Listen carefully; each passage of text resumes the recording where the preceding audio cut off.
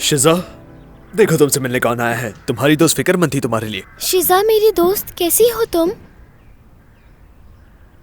खुश आमदीद। जब तुमने मेरी कॉल का जवाब नहीं दिया तो मैंने मुराद को कॉल की। मुराद ने मुझे घर आने को कहा, इसलिए मैं तुमसे मिलने चली आई। हाँ, मुराद भाई ने तुम्हें यहाँ बुलाकर बिल्कुल ठीक किया। तुम लोग चाहो तो बाहर जा सकते हो, वहाँ बैठकर आराम से बात कर सकते हो। तुम भी हमारे साथ चलना ना मुराद। मैं जरूर आता, मगर रिजा से मिलने जाना है, वो इंतजार कर रही होगी।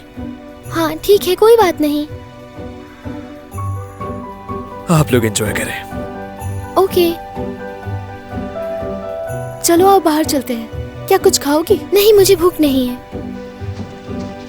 नताशा ने पहले ही बच्चों को मुतासिर करना शुरू कर दिया है। अगर ये तलाक हो जाती है तो नताशा अलग घर में चली जाएगी, फिर बच्चों को भूल जाना। बच्चों का बहुत मजबूत रिश्ता है मुझसे, इसकी फिक्र ना करें। ना वो मुझसे दस्तबरदार हो सकते और ना मैं उनसे। ये कहते हुए शीजा और मुराद को जहन में रखो कि वो तुम्हें माफ़ भी कर सकेंगे।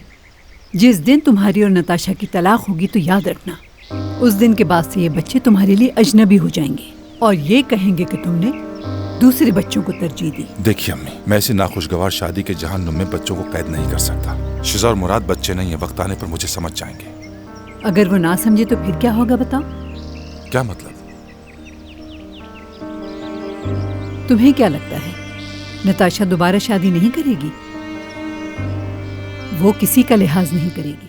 अगर आप क्वालिटी एंटरटेनमेंट YouTube पे देखना चाहते हैं तो यू मस्ट सब्सक्राइब टू आन टीवीज़ YouTube चैनल।